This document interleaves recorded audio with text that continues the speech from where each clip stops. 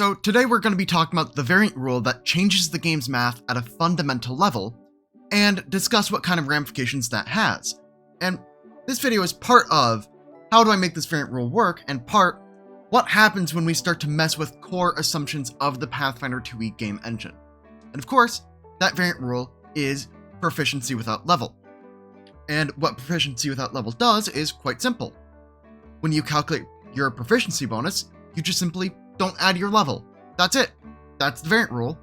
It then changes some other stuff in order to make the game's math function a little bit better, but it's still not quite the same, and there are quite a few issues that fall out of such a major change to the game's core math. But before I get started, I want to quickly discuss why you'd want to make this change to the math. And the biggest example I could think of is if you're either running a sandboxy game, where players can run into encounters before they're maybe perfectly ready, and so you don't want an individual level to massively change the power of your group. Or, alternatively, you're telling a story in a world that has more of a flat power curve. And, mind you, I think that the flat power curve loses a lot of texture, and for more details on that, you can go see a video made by a YouTuber that isn't me, titled How Pathfinder's Math Tells a Better Story. And I watched this video back when it had like sub 1,000 views. Now it has more views than my entire channel combined. So anyway, show that guy some love because they're doing something right. So go watch that video, come back. Great. Now that we have a fundamental understanding of what is given up once you go for flattening the math, we can now talk about the actual mechanics of how you do that. Because running a sandboxy game or wanting to tell a story in a world where a common soldier can actually put a dent into a dragon may be something that appeals to you. So let's read Proficiency Without Level, the baseline variant rule. This variant rule says the initial implementation is fairly straightforward. The proficiency bonus just becomes a +2 for train, +4 for expert, 6 for master, 8 for legendary, and give untrained characters a -2 proficiency modifier instead of a +0, so that training still means a bit more than normal. And you can't just run around being untrained in everything.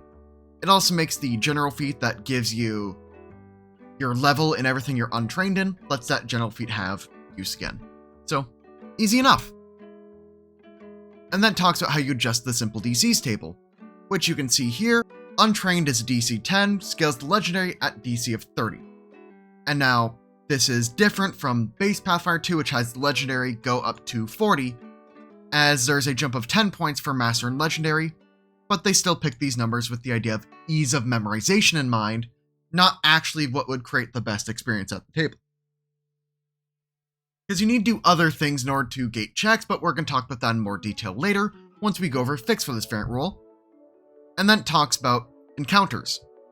And I'm going to have a lot to say about encounters, but in order to do that, I'd like to talk about Flatfinder, which is made by Mortasins01 on Reddit, and was posted publicly, and I think is probably the best hack for making proficiency without level function a bit better, but it still has to make a lot of trade-offs to have things function in a way that feels right.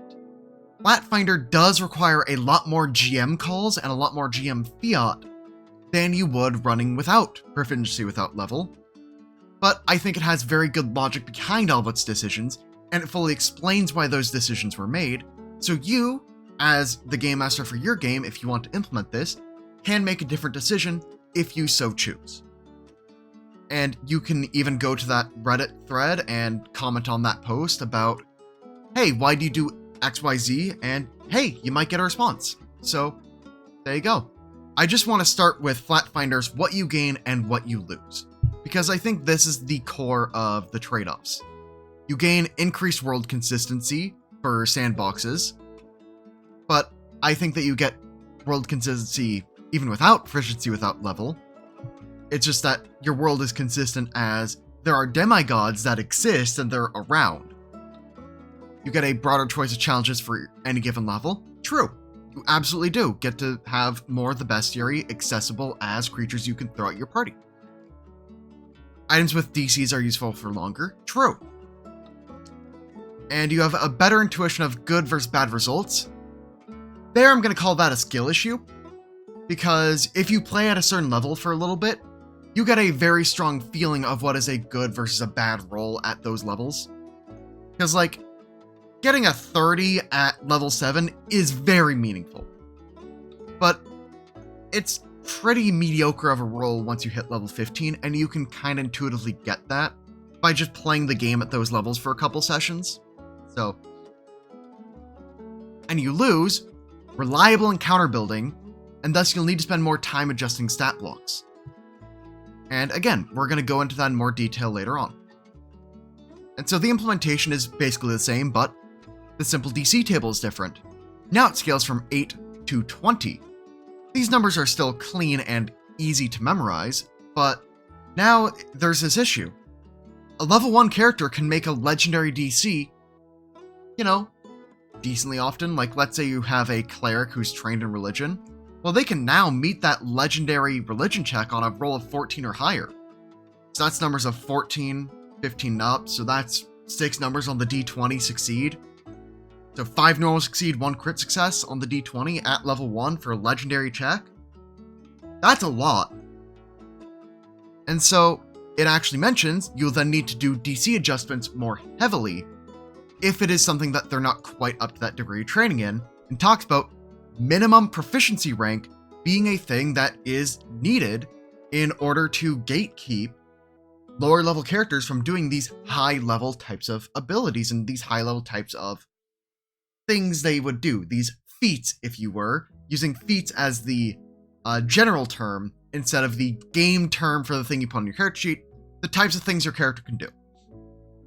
So you will need to apply minimum proficiency rank to stuff in order to make this function smoothly, but there are many issues with minimum proficiency rank, as you can see in Cyprime's video, the one rule I would ignore, where it's basically an extended rant against minimum proficiency rank, and how that gatekeeping progress leads to a very unfun play experience, where players feel like they're forced to increase proficiency in some things in order to satisfy the game and this arbitrary restriction.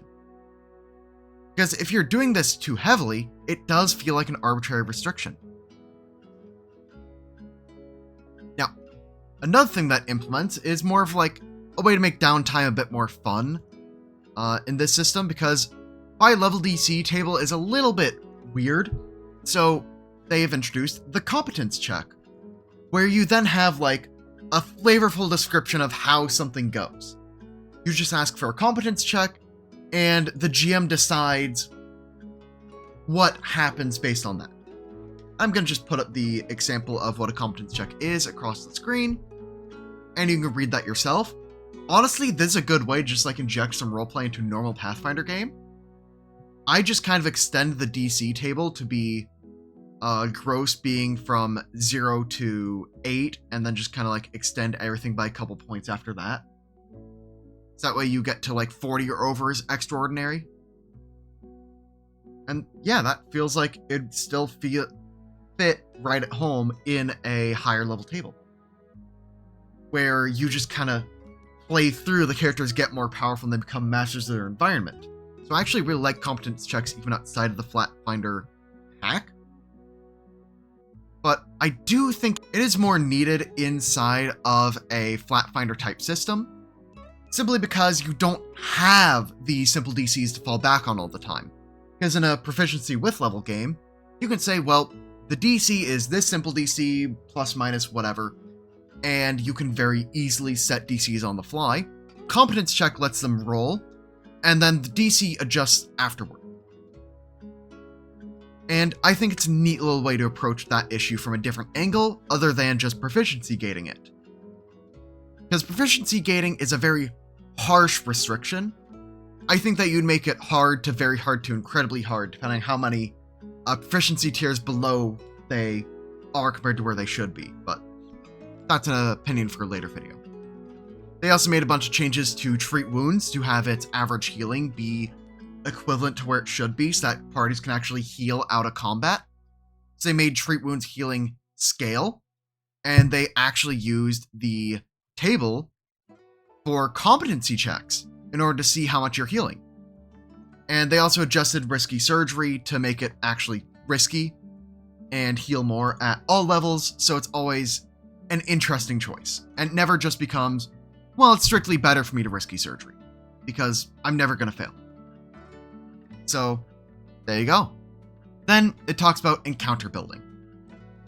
And it specifically talks about how things like dragons and other creatures that are overtuned and were previously like +1 level away from the baseline math are now going to be like 3 levels above the baseline math because, well, those +2s are harder to come by. It isn't just 1 level and, oh yeah, it'll be +2 above.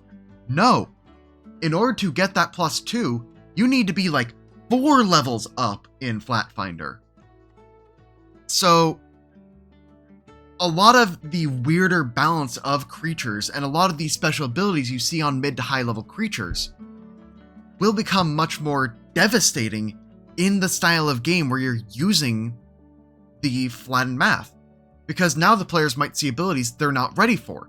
An overtuned creature is much more overtuned than what you'd expect, and it can just feel rough sometimes. So it actually suggests you're gonna need to playtest your encounters. To change the fundamental math of the game means you're gonna change the encounter math as well, and that means it won't be as consistent as base Pathfinder. And that's a trade-off you'll need to make. And that's kind of where I wanted to go with this video.